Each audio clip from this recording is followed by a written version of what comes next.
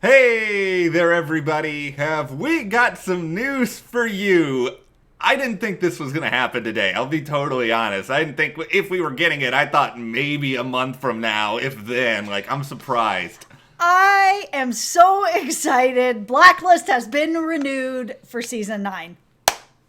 Woo! See, It's so good. We're recording this in the afternoon, so I can't drink, otherwise won't be able to do anything the rest of the day. But It's really exciting, and we were going to wait until a little bit later to come on and talk about it, but we can't wait. We can't wait, and I want to assume most of you out there are excited. I've seen some of your comments of people who are like, oh, this should be the final season, but I'm excited. We'll kind of explain why this happened, why it's also kind of important that it happened, and could season 9 be the final season? We will have the annual discussion on that topic. Yeah, we seem to have that a lot with this show and NCIS. Every year is the doom and gloom.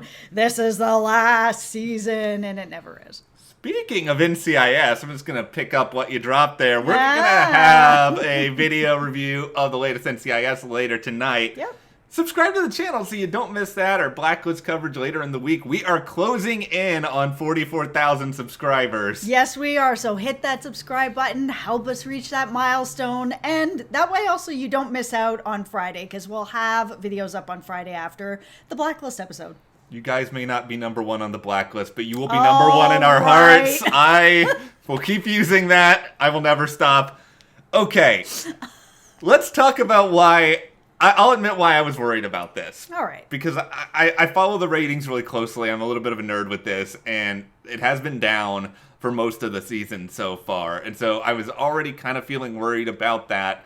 And then this past episode ends with we're putting Elizabeth Keene at the top of the Blacklist. All that is happening. And it's like, okay, well, if you guys are giving us number one on the Blacklist, now what else is there? So I immediately started to press all the panic buttons in my head these past few days. Yeah, and for me, Liz being number one on the Blacklist, I had suspected she would be number 2 and that Reddington would be number 1, or maybe vice versa. She'd be number 1, he'd be number 2.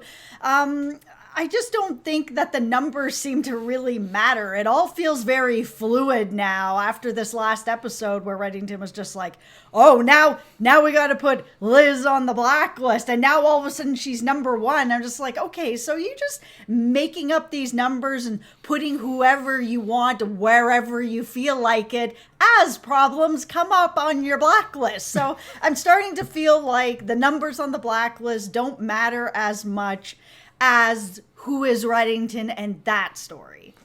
I will admit, though, NBC, they boggled my mind today because they put out this information celebrating it. They're like, tune in on Friday to find out who's number 1 on the Blacklist.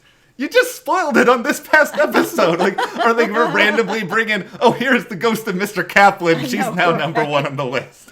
Okay, so now that you've explained why you were worried this was the last season, I'm going to explain why I was more confident that this was not the last season. And it's because of the pandemic. I mean, this season was supposed to have 22 episodes or 24 episodes, whatever a whole season is. That's not happening this season. And because this show has gone on for 8 seasons now, it has James Spader in it. It's unlikely to just get canceled with no proper ending. And I'm not saying that never happens, because it did happen to Ray Donovan where it just got canceled. Yeah. It does happen, but it's not that often that you have a show that has been on the air for this many years, that has such a huge story, and then boop, it's just gone. There's no actual proper ending. And if season 8 was planned to be the final season, which it may not have been, but if it was, it's such a shortened season that they don't have the full episode count to actually be able to play out what they wanted. So I thought at the very least they would have, even if it was just a shortened season 9, to come back and end everything the way that they wanted to. It makes perfect sense. See, it's like I come in with all the panic buttons and she comes in with the actual reasoning on this situation. Sometimes. I'm glad that it's back. I know that there's going to be a lot of stuff to talk through, but for now, let's just try to get into why this is happening, because I think people will superficially sort of look at the ratings and be like, oh, the show's not doing that well. It's not getting any attention, this, that, or the other. But Here is the thing. You know what major networks like more than anything else? This will be a shock to everyone out there. Money! Exactly. And this surprised me to hear this, but this is according to Deadline, and this is data that was tracked for all of this past season, but the Blacklist is apparently the second most popular upscale network show in the 18 to 49 demographic. There we go, I said it. Okay, so to expound on that a little bit, basically what it means is that young rich people like the Blacklist, and that is the demographic that like all networks will do anything in the world to get because they will make more money with every advertisement they throw out there. Yeah, so I mean, in general, that kind of opens everybody's eyes to that idea that it's like, okay, if you have, 500,000 rich upscale people watching this where they're going to make more money, or you have 1 million people that maybe aren't buying as much, then it's still profitable for them to have less of an audience, but they're buying what you're selling them. It's kind of the reason for those of you who watched The Good Wife. I remember this back when The Good Wife was on. It was like, oh, it is such an upscale show. That's why it keeps getting renewed. And so I guess it's kind of the same thing here.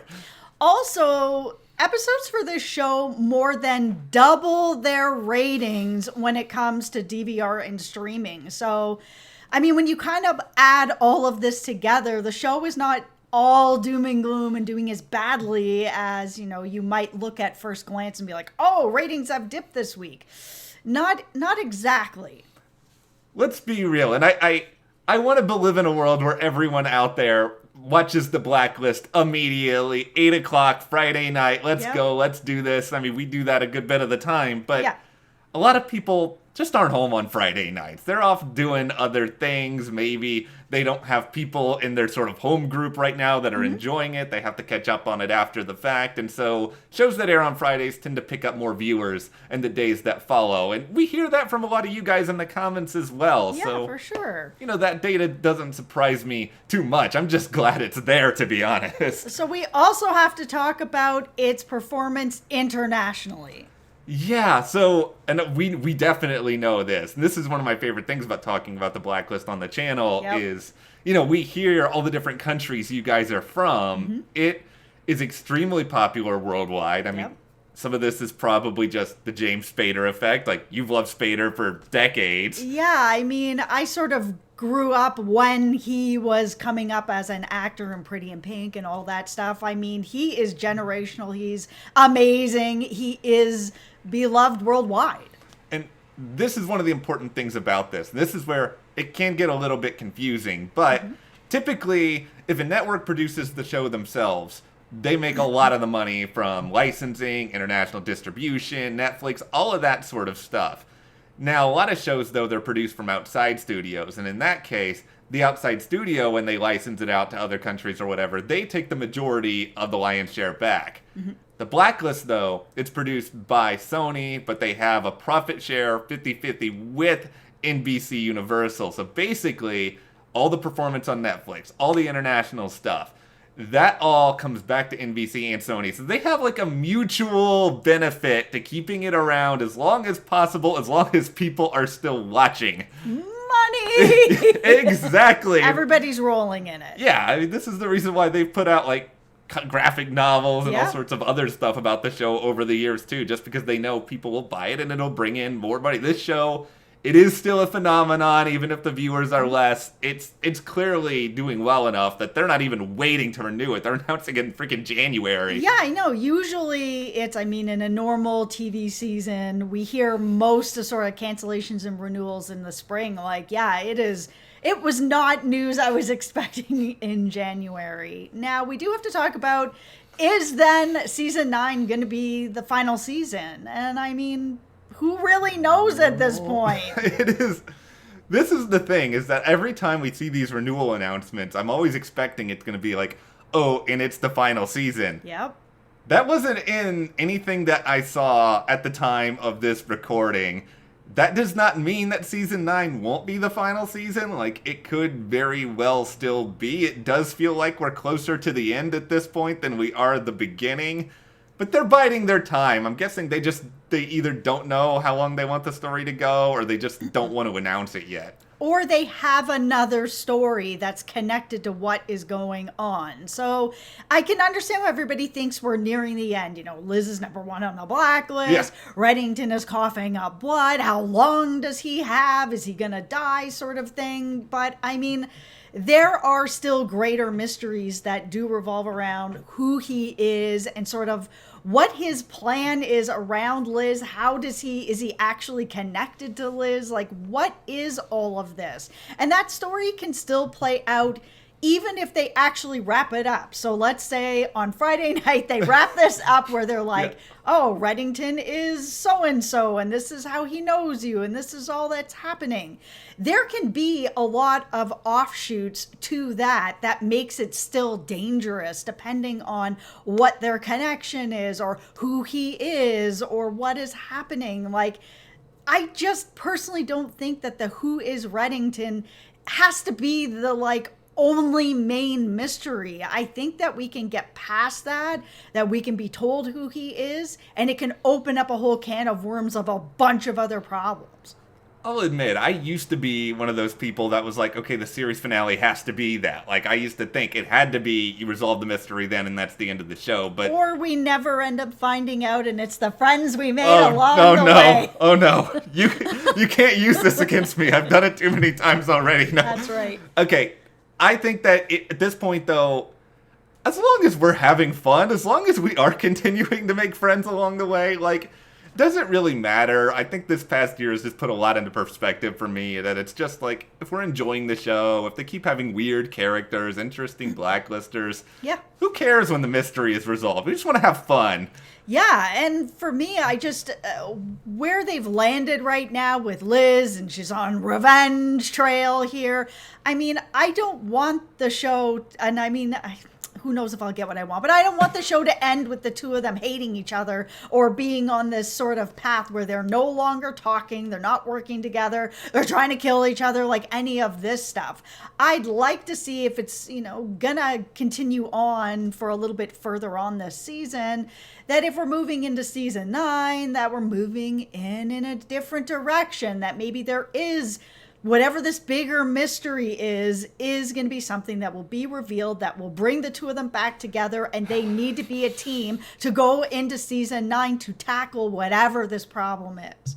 Please, just give us some of that. Give us some old school Blacklist charm. I understand the story we're on right now. Yep. But there's a lot of time. And for now, though, let's celebrate with you guys, because we've celebrated now, and I mean, maybe not all of you are happy, but let us know what you think about the show being renewed for a season 9. How long do you think this is going to last? What sort of stories can they throw at us? And if you did enjoy this discussion, subscribe. Get us closer to that 44K, and if you want to support us more, check out those links to the store, our Patreon in the description. We'll see you here next time.